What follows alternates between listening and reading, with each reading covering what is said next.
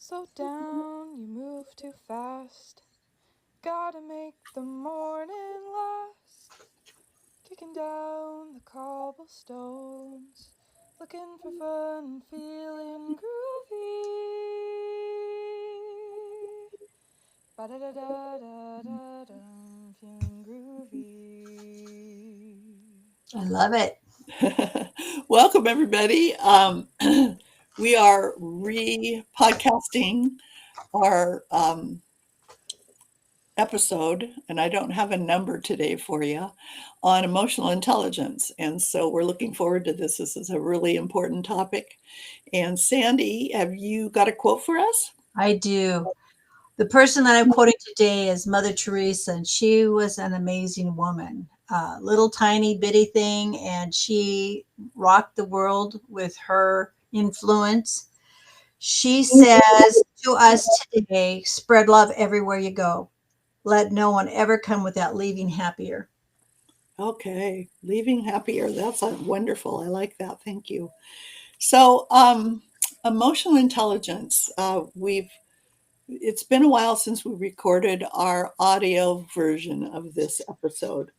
And some of the language is going to be a little bit different because, we're kind of merging. Emotional intelligence has been around for a long time. Back when I was in grade school, we used to call it character, character education. And it's kind of around, oh, I don't know, I like to say doing what's right and then leaving people happy, not leaving people devastated. Right. So we're going to move into this, and I've got a definition, and we're going to go over some of the core principles. But Sandy, in introduction, you have anything you want to add before we kind of dive in? I think what I would say is that our country, our world, would benefit a lot right now from emotional intelligence. People stopping and figuring out where they are in their thought process and listening to other people, being able to have a conversation back and forth and have it be safe, have it be something healthy that you can be healthy on looking at different ways of feeling about things. Emotional intelligence is, yes, recognizing where other people are coming from, knowing where you stand on things so that you can sit down and have healthy conversations. Yes, yes. And I want to say a little bit about the word safety. Um, you kind of have to set the boundaries or draw the container and be sure that people are feeling safe. But just because you disagree with somebody, they don't get to jump in and say, I don't feel safe. You can ask them, what would safety look like for you? What can we do so we can have an honest conversation and I can hear what you're saying and you can hear what I'm saying? Right. So it's sort of, it isn't just, jumping and saying, I don't feel safe, I'm going to run away. That isn't emotional intelligence. No. So we're going to dive into the definition. Emotional intelligence is the ability to recognize and understand emotions in ourselves and others. The important part here to me is that I need to recognize where I'm at first. What am I thinking, feeling, and wanting? And then once I do that, then I need to look and see where you're at. Right. Is your body language telling me there's something wrong? What can you tell me about what's going on for you? What are you thinking? What are you feeling? What are you wanting? And so it's the both. And the original part of self reflection is the core beginning point of maturation or growing and becoming aware of where you're at. And then you move it over to where other people are at. Sandy, how about what are you thinking about that first line of the definition?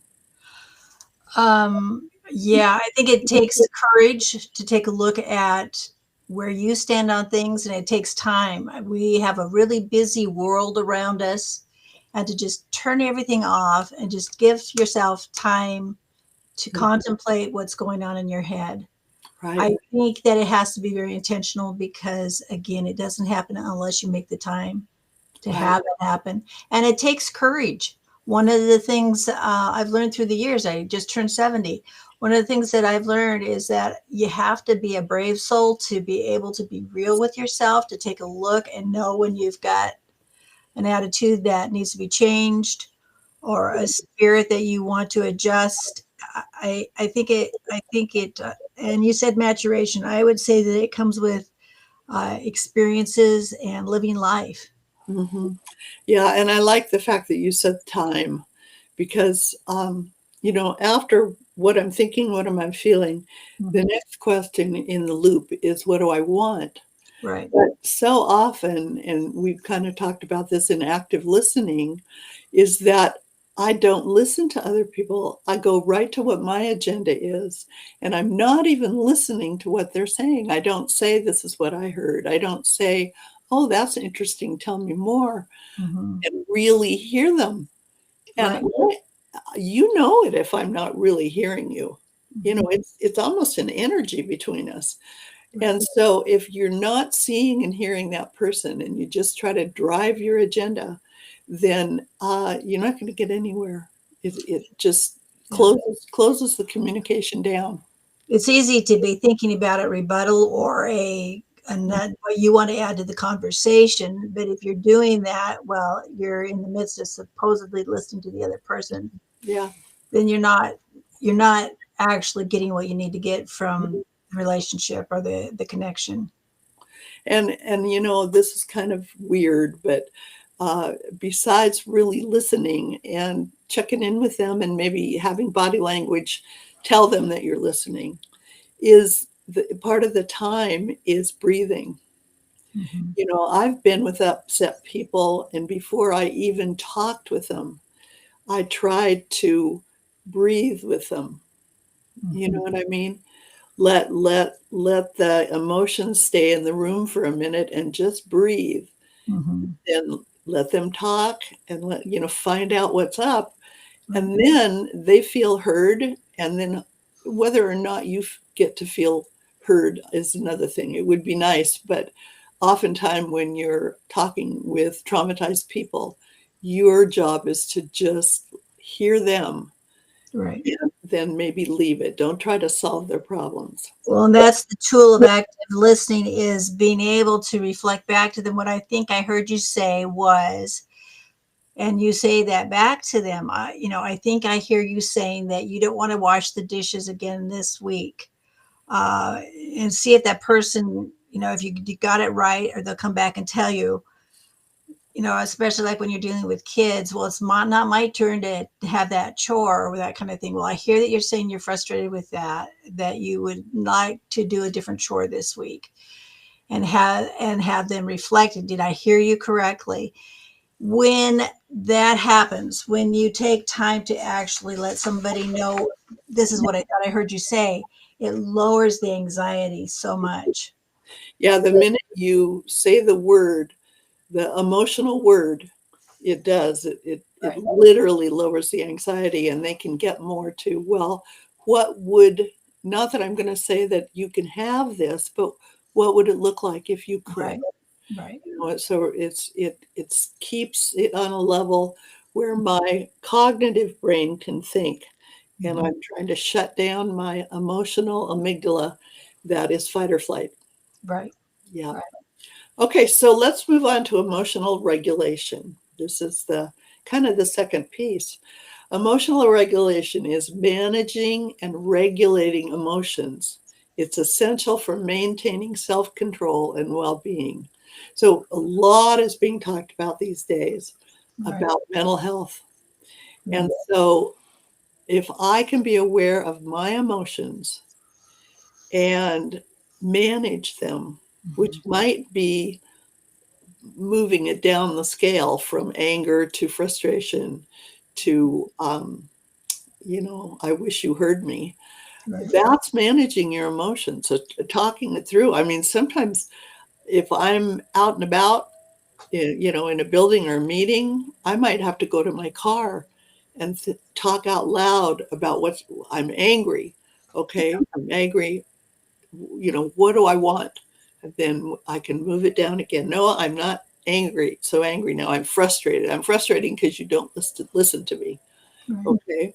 So how might I make it, how might I create a space with you so that you might listen to me? Yeah, And my daughter used to tell me, "Mom, we just need to take a pause." yeah. And kind of a word thing of letting us know, on either side, if there's a challenging conversation going on, either side has the right to say, let's just take a pause and give ourselves 5 minutes, go get a drink, do whatever, and then we can come back to it, so that everybody's kind of in a point of, again, emotional regulation. Okay, I'm not as hot about this topic as I was 5 minutes ago. Let's try to talk it through. Yeah, and I have asked people before too, if is this a good time to talk? Right, right. And then they have a chance to say, no, can I come back at 3:30? Yes, come back at 3:30. And then that pause is part of regulation. Absolutely. Right. You're not leaving it so open-ended that it doesn't ever get discussed and resolved. You're just saying, let's take a pause. And then, like you said, or 3:30 in the afternoon, give myself some time to think it through or whatever. You still have a framework Mhm. that, yeah, this is when we'll come back together to be able to Absolutely. go forward on the concern or the thought process. Okay, so we're going to move to interpersonal skills. And that says effective communication and decision making rely on strong interpersonal skills. That interpersonal means with somebody else. Mhm. And often today, that means a text message or an email message, but it isn't the same. Interpersonal means hopefully you can be face to face. Now, sometimes it might have to be a phone conversation, but it's really hard to know where another person's at unless you're face to face. Now, like our video presentation helps a little bit, but you really have to be super careful and good at noticing body language when you're on video. And then you need to check it out with that person. I'm seeing you're drawing back. I'm seeing you get fidgety. Can you tell me what's going on? And so if they can name that emotion, then you're making it so they're being heard.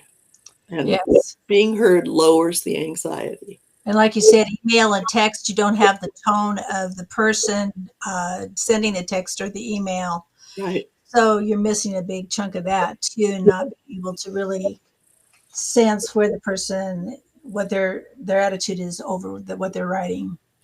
I remember working with a high school staff, and the high school was absolutely, I think they called it the email wars. It was back before text. And, they were sending flaming emails to each other. And the principal put her foot down and she said, okay, from now on, the only thing your email can say is, when can we meet? Right. So when can we have that conversation? Because it's, maybe it doesn't feel as safe, but you need to lay down that safety net and have an interpersonal communication. And if you are in leadership, this is one reason you need to learn all the skills of emotional intelligence, so that bosses that are successful, they're the people that work for them, their staff, feel best when they think and know that their boss has their back. Right. Just listening to you, if I can just hear you and you know that I've heard you, that can make you feel like I have your back. And later on, we're going to talk a little bit about motivating others. And this interpersonal skill is key in being able to motivate your employees. One of the things that I noted down here on the bottom is that these principles are healthy ways to grow mentally, emotionally, socially. It builds on strong communities when individually achieved. Yeah, absolutely. So we're going to move on to self-awareness and self-regulation. Those are sort of, we've talked a little bit about it, but this kind of digs a little deeper. So self-awareness, I need to understand what my emotions are. When I first started learning about emotions, um, you think of mad, sad, glad. Yeah. There's so many more emotions than mad, sad, glad. And you got to articulate them and put them in your vocabulary, because if you're not just mad, if you're frustrated, frustration's different than being mad. Right. And sad, you know, grieving can be different than just being sad. Mhm. So make sure you've got a big repertoire of emotion words, and it doesn't hurt to write them all down. I've seen charts with Yeah. all different words of emotion, Yes. and it's like a piano. There's lots of keys, and so it's very important. So that's not only important for me. I need to do that, but I need to let you do it too. And Mhm. and I love the fact that it says it is the capacity to recognize and understand one's own emotions and the impact on your behavior.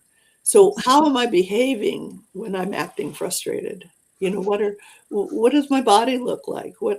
And then you jump it over to somebody else, and you can look at somebody and say, so by your scrunched up face and your tight fist, I'm thinking you're angry. No, I'm not angry. Okay, tell me more. What's going on? Well, I'm frustrated because that person told me they'd do this and this and they didn't do it, and then this happened and that happened, and I'm just frustrated. Okay, I'm hearing you're frustrated.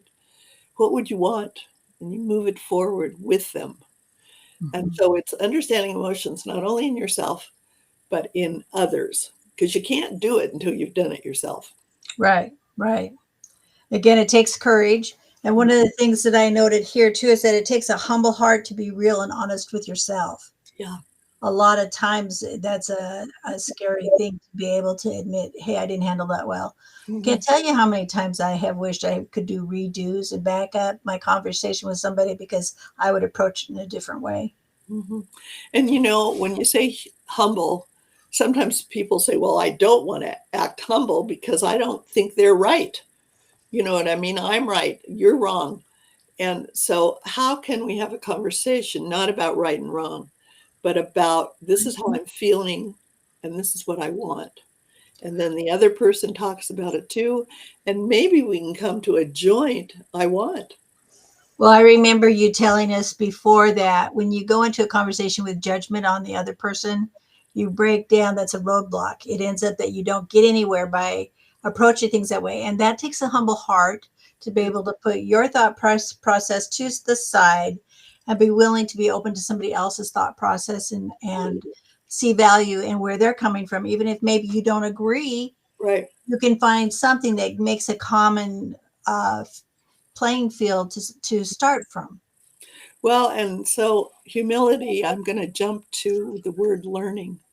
I used to say judgment shuts down learning. Yeah. And it does. It does in adults, but it does in kids too.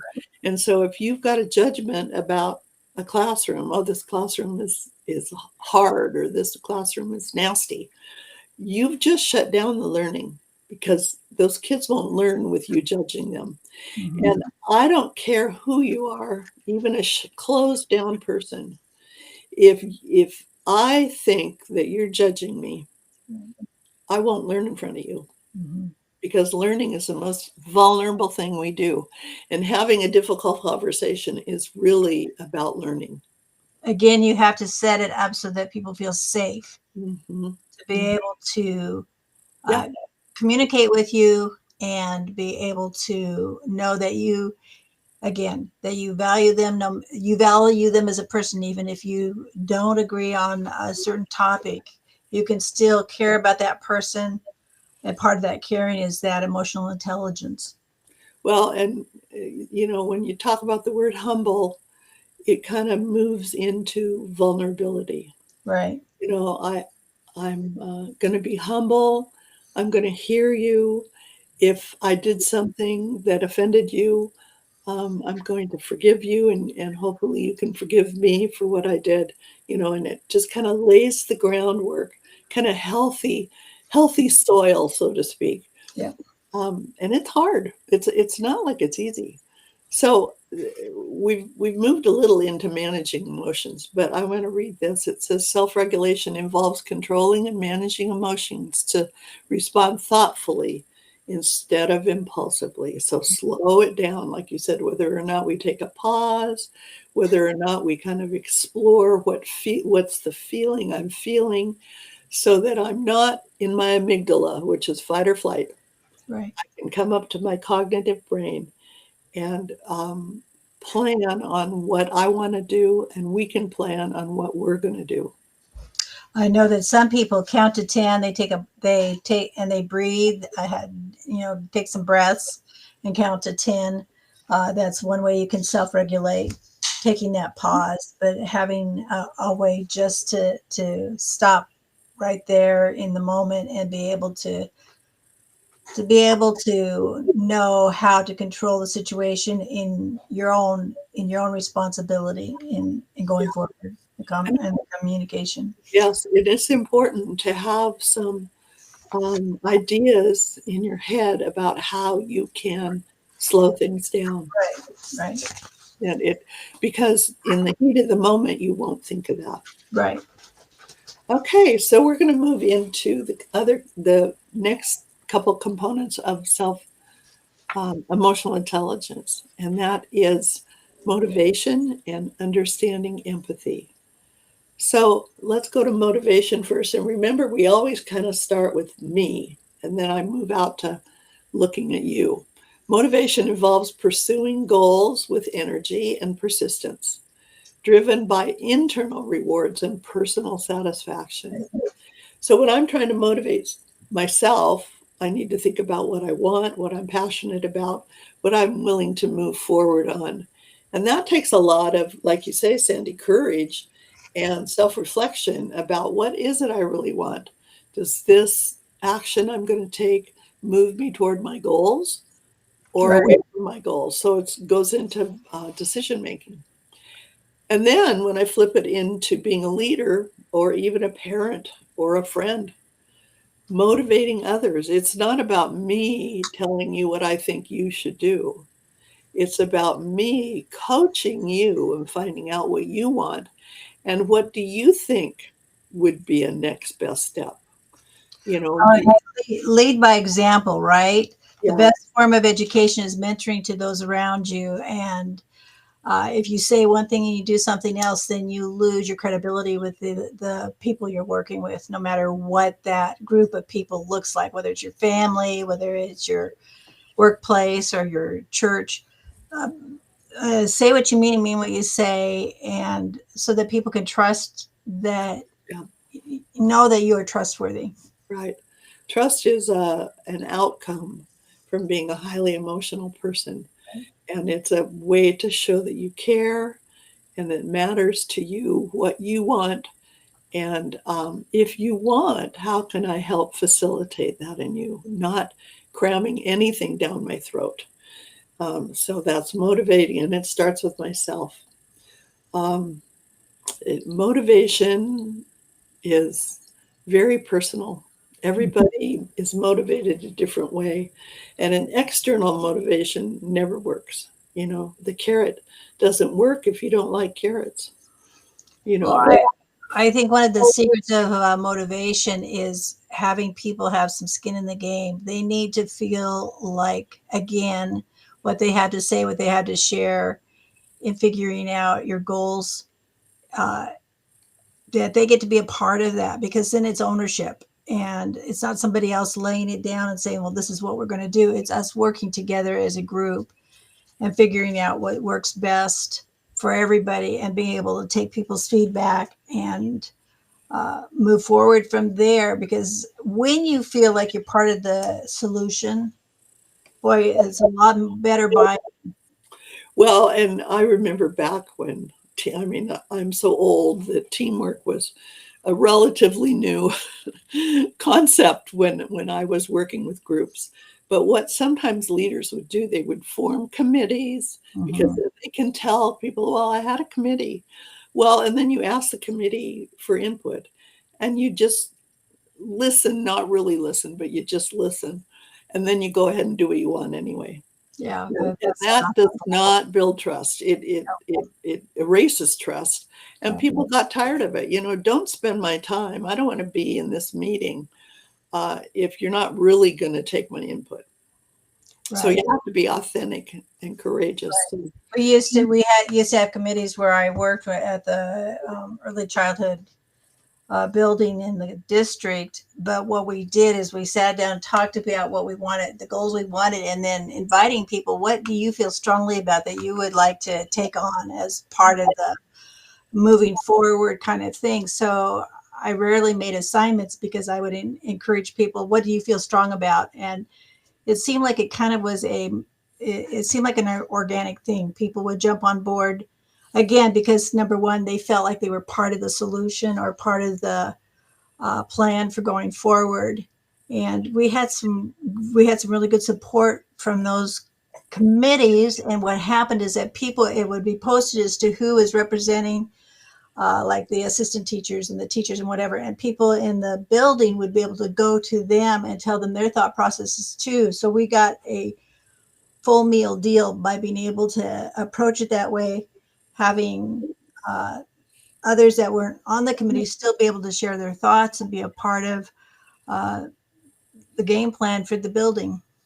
Well, and that's really important. And I teach this in decision making, but whatever you do, if you're going to delegate it to a committee, you have to trust and implement what they give you. Right. You can't veto it at the end because then you've ruined that trust again. And trust is built on trustworthy actions. Yeah. And once you ruin that trust, takes a long time and sometimes not ever to build that trust back. Right. I didn't believe in micromanaging because I trusted my staff and knew that their abilities were strong, that each person had their own certain talent that would move us forward. And if I assigned it, it was their job to do that. And we would touch base to see how I could be supportive of them. But no, I totally agree. It's like digging a ditch and filling it back up. If you do not allow people to be empowered to go forward on the goals we have. And that takes not only courage, but humility Mm-hmm. to do that, to let the group be a part. Right. Okay, so now we're going to go into a really big subject, understanding empathy. And this is a really small definition of empathy. I believe there's different types of empathy, but you've got to dip your toe in this water if you're going to be successful, to be a successful human, I'm going to say. So empathy is the ability to understand and share others' feelings, fostering compassion and stronger social bonds. So this is really how you touch somebody and help them to feel heard. Mm-hmm. So there are people who are called empaths who feel everything to a real heightened degree. And those people really have a challenge because they need to set up some appropriate boundaries so they don't burn themselves out but they literally feel your pain. Not a whole lot of people are that way, but that's kind of the very, very baseline of what empathy can be. Mm-hmm. But you can just socially be a person of empathy when you just say, wow, that seems really hard. Um, how else do you feel? Rather than just saying, oh yeah, I've been there, I've had that happen to me. That's not empathy. That's just jumping in with your own agenda. But really feel what they're feeling, talk about the emotions, and then people feel heard and the compassion is brought forth. And then social bonds, that's what bonds people together. That's what, when you're building a team, when you're building a community, empathy helps make those social bonds last. And that makes people want to be your customer for life. It makes kids in your classroom want to learn what you're teaching. It's really pretty strong glue, let's say. Yeah, I think a couple of things that I'd like to add here is in being empathetic, be transparent and be real. People can figure out a fake from a mile off. So if you don't feel like you're in the right spot where you can be empathetic, somehow find that within your soul, because people will understand or know if you're not being truly empathetic. If you're just kind of blowing them off, they'll know it.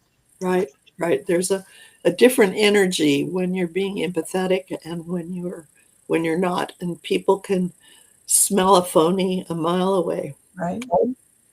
Okay, so we're going to just do a little listing here. We're not going to go into depth into all of these, but here are some components of social skills and relationship management, which are both an important part of emotional intelligence. So, under social skills, effective communication, which talks about active listening, clarity of role and goal, and emotional attunement. And that's that empathy. I'm on the same page with you, even if it's just during our conversation. Anything you want to comment on effective communication, Sandy? No, I think we did a pretty good job of covering that with, we've already talked about active listening, yeah, and the goals, role and goal. And I think we've covered that well. Okay. So then we move into conflict management. I used to call it conflict navigation because it's sometimes hard to manage conflict, to put it in a box. So first, it's resolving disagreements. If we have a disagreement, to say we will have a conversation about this, and we will maybe have someone facilitate the conversation so that we feel safe. We're not holding the container while we're talking to somebody else. Right. Then maintaining relationships, and that has a lot to do with keeping contact with people. Sometimes we call that networking these days, but calling somebody up and I haven't talked to you in a month. What's going on? Some of that for those of us who don't do that naturally, set up a system. I know people that have set up systems to send note cards out to their friends and their network every so often to touch base. Because if you don't touch base, chances are the other person won't touch base, and then you lose contact with each other. And then contact with each other. We talked before about being the glue. That's what holds people together, is that contact, and it doesn't have to be much. One of the things that I wanted to share real quick before we move on is I used this tool that you gave us when you were mentoring our program or coaching our program. I wanted to share it real quick, and thinking that we could just introduce it today and then maybe do another podcast that would break it down. But you used to call it the VOSP, VOSP. And V was for venting. So if you had two people and you had a facilitator, which I would play the role of the facilitator since I was the coordinator in the program, having somebody be able to vent and say what they needed, and then having them stop so the other person could say, what did you hear them say? And having them talk that over again with the person that had vented. Anyway, you do that, and then you give the other person a chance to vent so that they get to go back and forth and lay out what the problem is. And then O is for ownership of my part. What part did I play in this? It could have created some problems. And then S was for shoes, walking in the other person's shoes, putting yourself in the other person's shoes, empathy, which we talked about earlier. And then P was for problem solving. What can we do different the next time? And I saw anxiety lower, and I saw ways for teams to continue to work together, even if maybe they didn't agree on everything. They were able to figure out, okay, problem solving, what is important to me? What is important to you? How can we make that come together so that we can be an effective group? And I was dealing with teachers. So you know what? If you don't get this straightened up before you go into your classroom, those kids are going to sense that, and that's not okay. Yeah. So we need to figure this out. So yeah, I would like to maybe, Sue, on another podcast, Sure. kind of break that down, because I think it's something that can even be used with family members, with kids Oh, yeah. that you're raising, that kind of thing.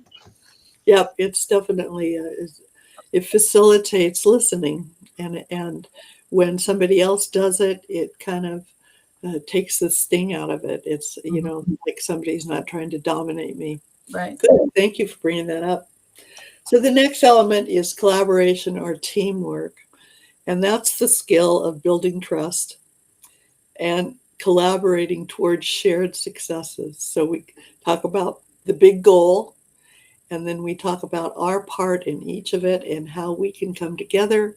And then trust usually starts with what I call norms.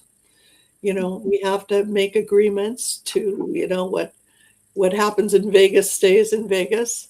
If you start triangulating out of the group or talking about me to someone else, I'm going to ask you to have a conversation with me and tell me what's up, because trust is very important. Um, Anything under that, Sandy? No.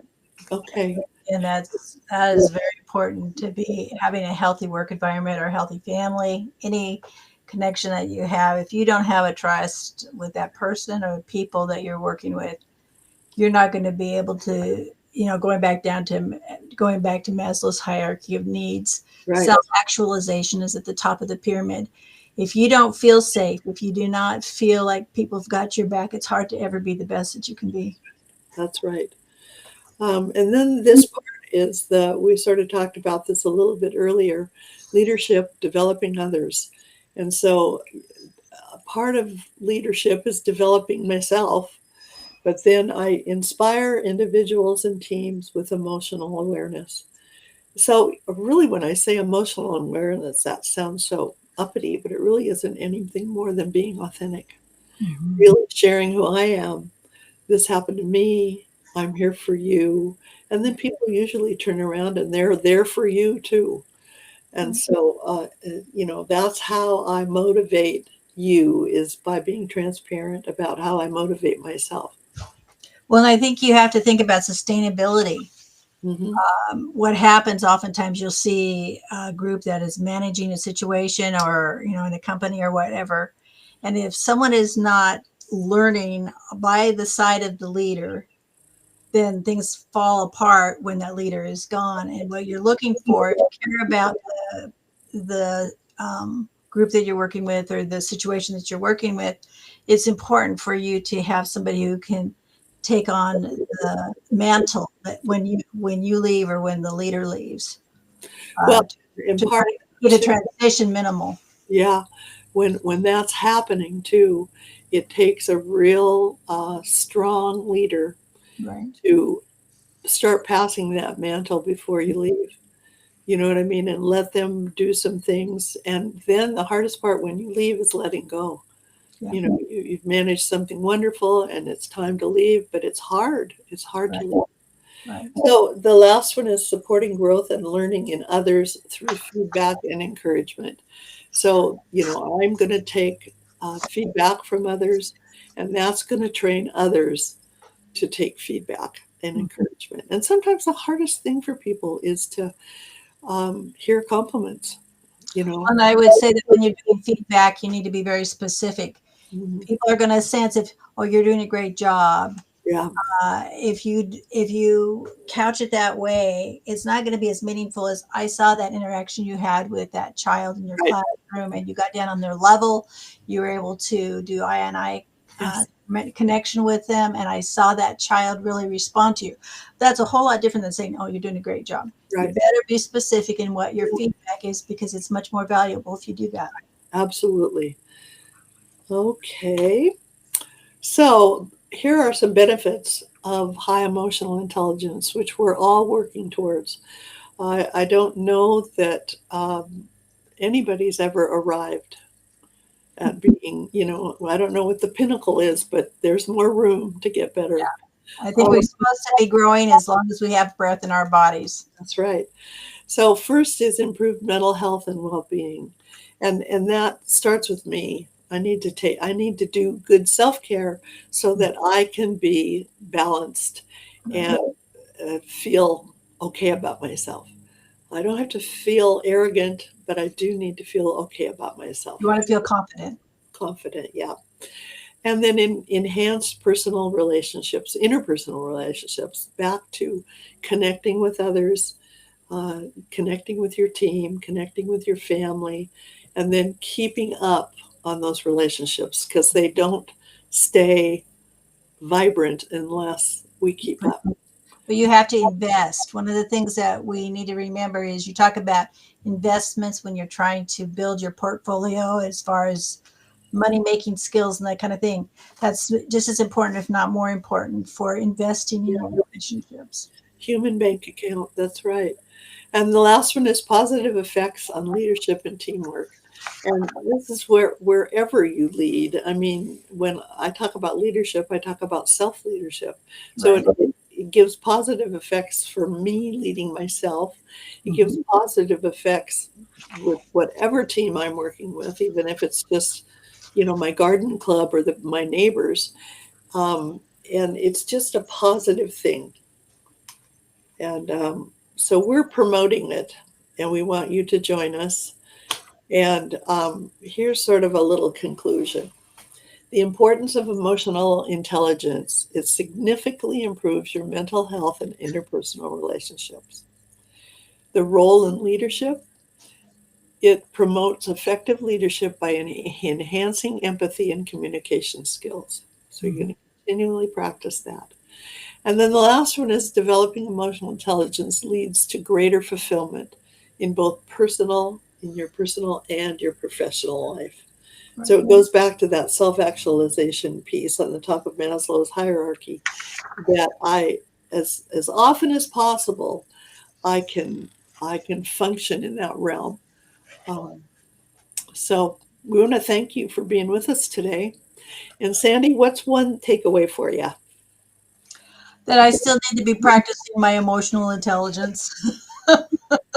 Yes, yes, It's like an ongoing thing. yes, it is. And I know one of the things that I'm working on right now with emotional intelligence is that personal relationship, keeping keeping the people that I haven't talked to for a while, kind of bringing them back in the loop and connecting with them again. That's something that I don't always do as well as I'd like to. So I do not know what episode this is. It's going to go toward the front of our episodes. And we thank you for being with us, and we will see you next time. Thank you for joining us, everyone.